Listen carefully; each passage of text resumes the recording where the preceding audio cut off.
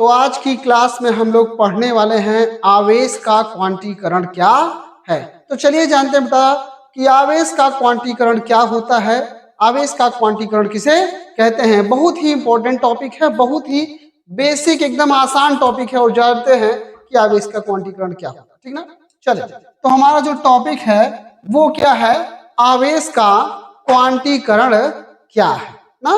तो चलिए समझते हैं। जैसा कि आप लोगों को पिछले क्लासेस में बताया जा चुका है कि आवेश किसे कहते हैं। आपको बताया गया होगा पदार्थों को आपस में रगड़ने पर उसमें उत्पन्न वह गुण जिस कारण वे वैद्युत तथा चुंबकीय प्रभाव उत्पन्न करते हैं, अर्थात वे एक दूसरे को अपनी ओर आकर्षित करते हैं, वैद्युत आवेश कहलाता है। क्लियर है, ये आपको बताया गया था आवेश की परिभाषा। अब ये जानते हैं जो क्वांटीकरण है वो क्या होता है।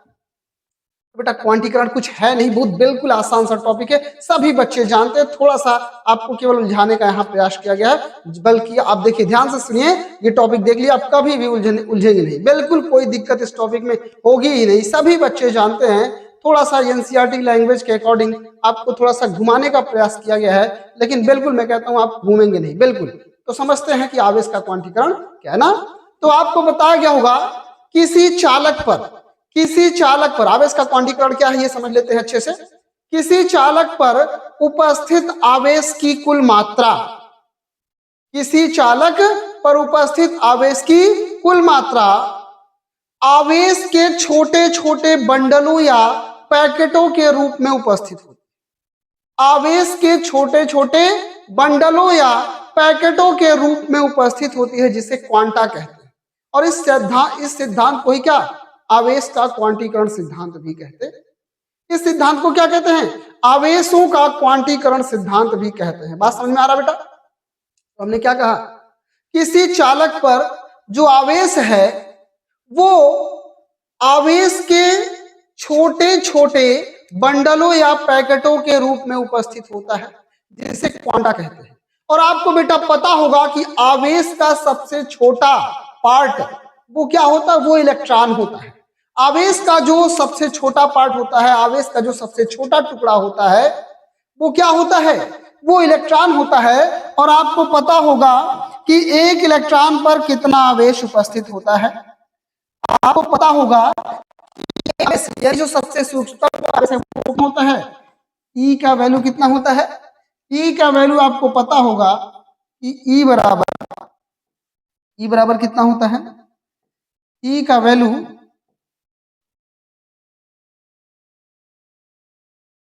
वैल्यू आपको बताते हैं कि ई का वैल्यू क्या होता है ना। ई का वैल्यू आपको पता होगा कितना होता है। ई पे जो चार्ज होता है वो कितना होता है 1.6 1.6 गुणे 10 की घात -19 कूलाम होता है। यानी आवेश का जो सबसे छोटा पार्ट, सबसे छोटा टुकड़ा होता है, क्या होता है, आवेश का जो सबसे छोटा पार्ट है, जो सबसे छोटा टुकड़ा है वो कितना होता है 1.6 गुणे 10 की घात -19 कूलाम होता है। अब यही इतना ही चार्ज इलेक्ट्रॉन पे इतना नेगेटिव होता है, और प्रोटॉन पे कितना +1.6 गुणे 10 की घात -19 कूलाम चार्ज होता है ना। आवेश का जो सबसे छोटा पार्ट होता है, सबसे छोटा टुकड़ा होता है वो क्या होता है +1.6 गुणे 10 की घात -19 कूलाम या -1.6 गुणे 10 की घात -19 कूलाम। यानी हम कह सकते हैं किसी चालक पर आवेश सबसे सूक्ष्मतम आवेश का पूर्ण गुणज होता है।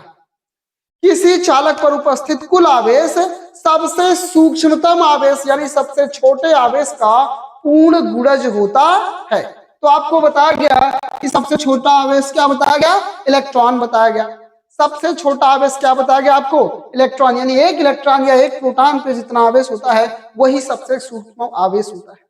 और आप ये चीज पढ़ चुके होंगे, किसी चालक पर उपस्थित आवेश की कुल मात्रा Q बराबर, किसी चालक पर आवेश की कुल मात्रा क्या होती है, N × E होती है। Q बराबर क्या होती है, N × E। आप जान लीजिए ±N होता है। आवेश पर जो उपस्थित, किसी चालक पर उपस्थित जो आवेश की कुल मात्रा होती है वो किसके तुल्य होती है, ±NE के तुल्य होती है। बिल्कुल जान ले बेटा, बहुत आसान टॉपिक है। अब आपको बताया गया है जहां n क्या है? इलेक्ट्रॉनों की संख्या है। n क्या है? इलेक्ट्रॉनों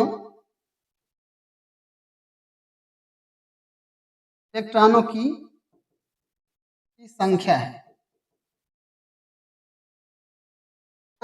n क्या है?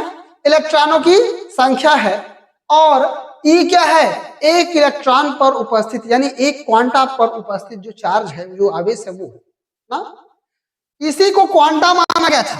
ये जो एक इलेक्ट्रॉन का जो चार्ज होता है या एक प्रोटॉन का जो चार्ज होता है, जिस पर जितना आवेश होता है, उसी को क्या माना गया बेटा? क्वांटा माना गया। उसी को क्या माना गया? क्वांटा, यानी आवेश का छोटा टुकड़ा, यानी पैकेट जिसको कहते हैं।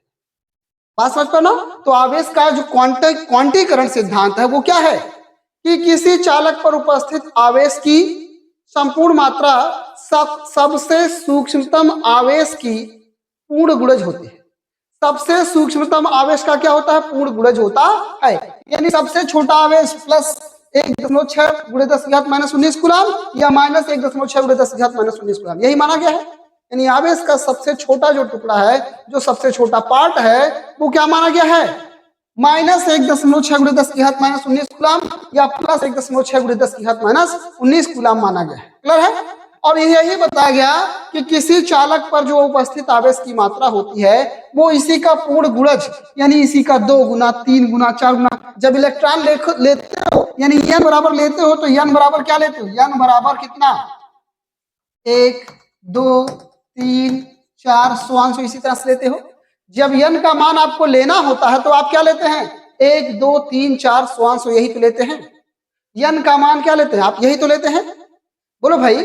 और यानी सीधी सी बात है बेटा, जब इलेक्ट्रॉन की बात की जाएगी तो या तो कितना इलेक्ट्रॉन लेंगे? या तो आप 1 इलेक्ट्रॉन कहेंगे, 2 इलेक्ट्रॉन कहेंगे। यानी जब इलेक्ट्रॉन का स्थानांतरण होगा तो सीधा सीधा या तो 1 इलेक्ट्रॉन स्थानांतरित होगा, या तो 2 इलेक्ट्रॉन स्थानांतरित होगा, या 3 इलेक्ट्रॉन स्थानांतरित होगा, या इलेक्ट्रॉन स्थानांतरित होगा ही नहीं। यही तो होगा। वही चीज आपको बताया गया है कि n को वही बताया गया है कि किसी चालक पर उपस्थित जो आवेश की संपूर्ण मात्रा होती है वो क्या होती है? सबसे सूक्ष्मतम आवेश यानी E, सबसे सूक्ष्मतम आवेश का पूर्ण गुणज होता है। किसी चालक पर उपस्थित आवेश की संपूर्ण मात्रा सबसे सूक्ष्मतम आवेश का पूर्ण गुणज होता है। इस सिद्धांत को ही आवेशों का क्वांटीकरण सिद्धांत कहते हैं, या इसे ही क्या कहते हैं? आवेश का क्वांटीकरण कहते हैं। है?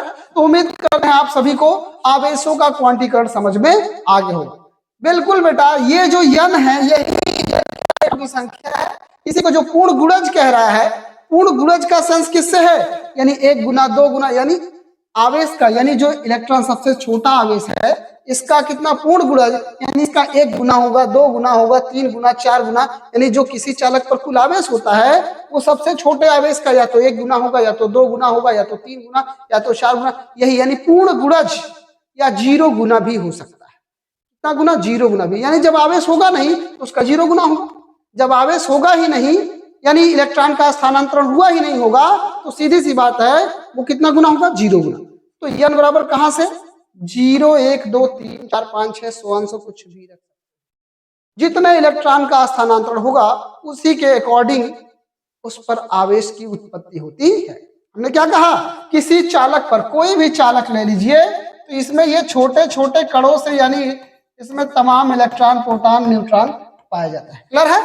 तो जब इस चालक से इलेक्ट्रॉन का स्थानांतरण किसी दूसरे चालक पर होता है, यहां से इलेक्ट्रॉन निकला, जब इस चालक से इलेक्ट्रॉन का स्थानांतरण दूसरे चालक पर होता है तो इस पे जितने इलेक्ट्रॉन स्थानांतरित होते हैं इस पे उतना प्लस, और जिस पे पहुंचते हैं उस पे उतना माइनस चार्ज आ जाता है। ये आपको अच्छे से पता हो।